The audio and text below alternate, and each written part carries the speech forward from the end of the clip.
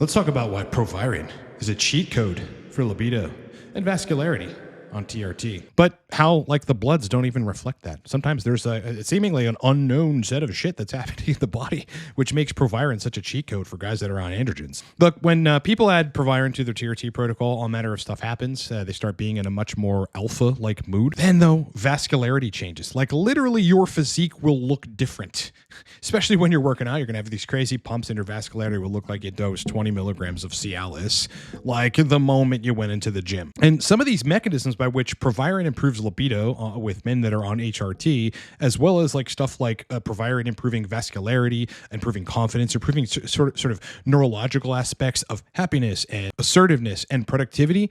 A lot of these mechanisms are poorly understood. I mean, everybody knows like Proviron lowers SHBG, but what does that really mean? People understand that it makes you a little more vascular, but how? People get that it might lower sex hormone binding globulin and increase free hormones. But what about the fact that it modifies binding domains on the androgen receptor positively? Let's break this all down. Why Proviron is like a cheat code for libido, vascularity, and confidence for guys that are on TRT.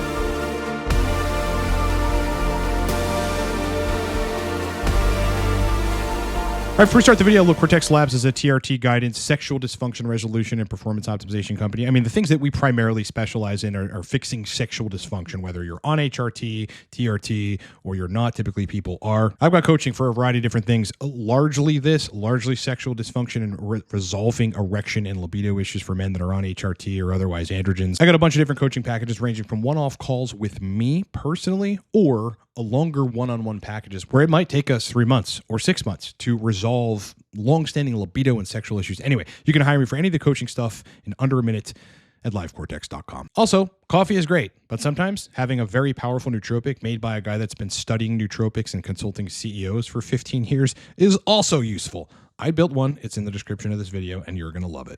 So buy it. Please. All right, let's first talk about, we'll get into libido in a second, but Proviron makes you super vascular. It's actually pretty crazy. Like, even if I'm dosing what you would consider a small dose of Proviron on top of regular TRT dose, like TRT at 140 a week, injected however the hell you want injected, but then Proviron at 12.5 milligrams a day. When I'm at the gym, I have a more vascular pump. Vascularity shows, like in my arms, of course, I'm generally a vascular guy. I don't know, probably because of my Italian genes, but specifically like on my shoulders are veiny. They're just veiny, and more visibly veiny when I'm on Proviron. Why does that happen? Well, so first of all, Proviron and DHT analogs do not aromatize to estrogen. So they create as a byproduct of that, of just being a pure androgen. I mean, this is one of the purest, besides DHT itself, purest androgens you can use. So they create a dry, hard look because they don't aromatize into estradiol. Like, if just as an example, and I'm not even sure this is a good idea. I really don't think it is, because you would have estrogen a little too low probably, but some people make it work on just Proviron monotherapy, right? I mean, this is a medication in other countries for people to just take for hypogonadism. Strictly Proviron. If one did that, the change in vascularity in their body, assuming that they, are pretty lean and they work out at the gym, would be astonishing. Here are some pictures of me when my physique was probably at its best, or at least around I mean, I've had various physiques that look pretty good, but like, the picture on the right here is me on, I think it was 280 milligrams of testosterone propionate per week and 25 milligrams of Proviron per day. Now on the left is, I think this same protocol, just a different angle and a few weeks before. So I hadn't, like, again, I'd put on a little bit more mass. I was putting on mass pretty quickly at this time, just due to the high doses of testosterone, but the vascularity and specifically the cutness was very significant. Now, a good degree of the reason that this happens is because, number one, I think prop is a little less, not aromatizable, but it's like less constantly aromatizing. So people will often, you'll see like contest prep and stuff, and when they still need testosterone, they're going to go on testosterone propionate because it's more of a dry anabolic versus testosterone cypionate or testosterone enanthate, which tends to kind of aromatize a little more consistently, where you end up getting a little more water retention. Now, estrogen mediates like the hormone that dictates your water salt balance to some extent, and it's called aldosterone. And with like very high estrogen, you're going to have more serum aldosterone, which means you're going to retain more sodium and more water. When you do that, you have a less of a dry look, right? And so you're going to be less vascular. Whereas because Proviron is just a pure androgen, a pure dry androgen, right? It's not a wet androgen. It decreases subcutaneous water. Okay, so the water in your shoulders that would otherwise be there, which would prevent your vascularity, is non-existent, like decrease. So you have more shoulder vascularity and you have generally more vascularity throughout your body. And in the end, that promotes tighter skin and visible veins. So you end up looking super vascular when you're on Proviron. Interestingly, there also might be something to say for a thinner subcutaneous level of tissue in certain regions of your body, which would then show your veins and make them more pronounced. It's actually the case that is proposed in some of the scientific literature that hair loss from DHT, which you could obviously make the strong correlation because Proviron is methylated DHT, that it would act similarly on the scalp androgen receptors, is caused by a lack of subcutaneous tissue, a thinning of the subcutaneous tissue in the scalp. And there is a scientific paper on this. It's called The Cause of Androgenic Alopecia, Crux of the Matter, where they say, in summary, the theory that these doctors or physicians have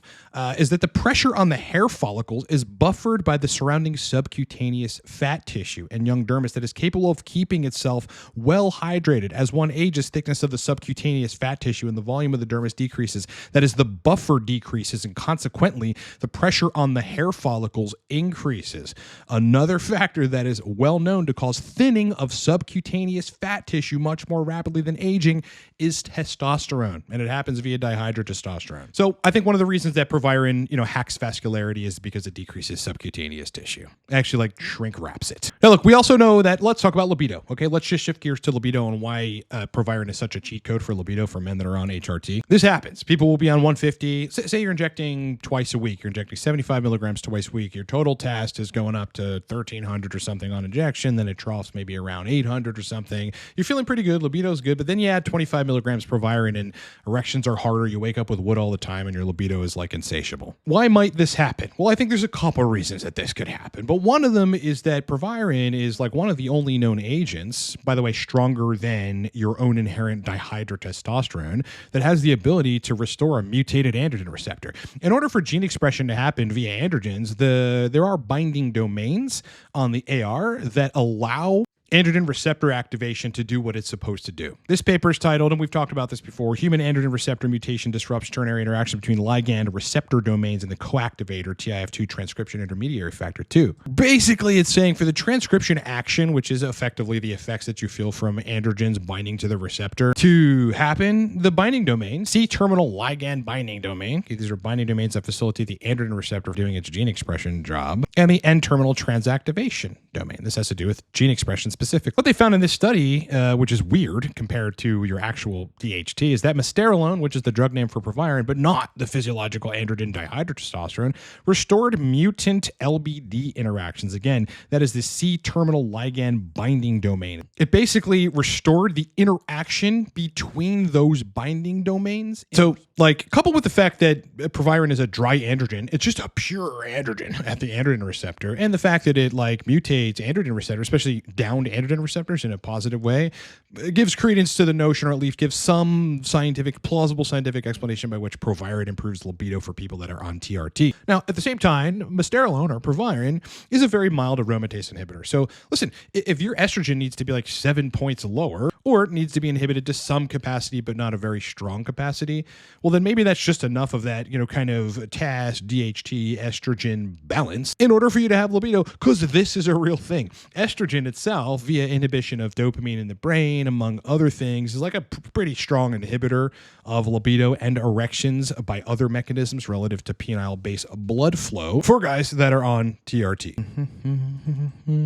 At the same time, we know that Proviron has a pretty strong binding affinity to the sex hormone binding globulin, which means it sort of prevents sex hormone binding globulin from snatching up a lot of your free hormones. So you get more of the free hormone into circulation to bind to androgen receptors, and as a result, you get optimized androgen receptors from Proviron being in your regimen. So that's going to contribute to better libido. I think the final piece of this is, well, since libido is driven by, hormonal but largely neurological mechanisms like dopamine and oxytocin, is there an interplay between the use of Proviron and Proviron's action at the AR and dopamine. Considering there are studies with rats where DHT itself like increased mounting behavior and sexual motivation, that's a pretty strong implication that DHT, or in this case a pretty powerful DHT analog, is modulating the dopaminergic pathways of the brain. So probably just like testosterone increases tyrosine hydroxylase, which will make you synthesize more actual dopamine in the brain, Proviron or Proviron is modulating dopamine positively. So I think the increases in libido happen via all these mechanisms: the estrogen rate of reduction, or the estrogen, just a little bit of aromatase inhibition action going on, the optimization of the ARs, or the strong, clean, pure androgen binding at the androgen receptors. But also there's got to be a dopaminergic modulation pathway involved too. And then lastly, we know that estrogen stimulates the lactotropes on your pituitary to increase prolactin. It's probably not going to, even if you have high estrogen, put prolactin out of range, but for some guys, it actually does. This is in the forum. But this paper shows us that the antagonism of estrogen-induced prolactin release is executed by dihydrotestosterone, or DHT. So it's very plausible that Proviron is acting the same way in inhibiting estrogen's ability to induce some sort of prolactin secretion. And when you reduce prolactin, considering prolactin is absolutely via hypothalamic dopamine pathways, the killer of male libido. I mean, just take some kratom or do something else that raises prolactin and watch your libido completely vanish from your body. This is probably another mechanism by which this happens, and the only way, by the way, the only way that an androgen like DHT would inhibit prolactin release is by being dopaminergic. It's not through some other mechanism, boys. Okay, so obviously there's some dopamine stuff happening there. So that's it. I just wanted to summarize for people. Yeah, less subcutaneous tissue, less water under the subcutaneous tissue, and again, actual reduction of that subcutaneous tissue, making you look more vascular. It is crazy how your physique changes when you're just on a little bit of test and you're running 25 milligrams of Proviron a day. Try it if you don't believe me. Otherwise, people that have tried it, you know that it's real. Again, optimization of the ARs, the androgen receptor, the binding domains on the androgen receptor, facilitating gene transcription, making your androgens work a lot better, the freeing up of free hormones via the binding to SHBG, modulation of dopaminergic pathways, and possibly some modulation of some GABAergic pathways, preventing estrogen from increasing prolactin, having some dopaminergic like action at the lactotropes in the pituitary so that prolactin doesn't secrete, which would imply dopamine definitely. These are the reasons that Proviron is a cheat code for libido, but might not be doing a whole lot on paper for guys that are on TRT. Hope you enjoyed the video. All right, listen, boys, if you're on HRT, you're running your own protocol, you've got a otherwise protocol, but you're having sexual dysfunction, that is my primary specialty. I help guys out of the sexual dysfunction because in the end, the target is, and it's really good to live in a state where erections are insane and libido is insane. This is my specialty. If you're having issues in these areas when you're on HRT, TRT, please hire me. We can do a one-off call, or we've got one-on-one packages for serious sexual dysfunction. We're gonna need to really be thorough, and I'm gonna need time with you. You can book me for any of that stuff in under a minute. It takes a minute at livecortex.com, and this is busy season for me. So if you need us, need my attention right away on this, and you have the budget because you're a serious individual, book me now.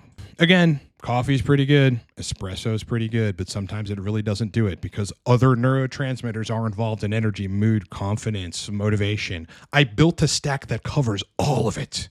It's called Torque, and you can literally buy it. You can buy it, and we'll ship it to your doorstep in 2 days. It's down in the description of this video. I think you're going to love the stack. Otherwise, I've got a bunch of courses, a bunch of guides on TRT, nootropics, brain performance, erections, a host of other things you can buy at livecortex.com. All right.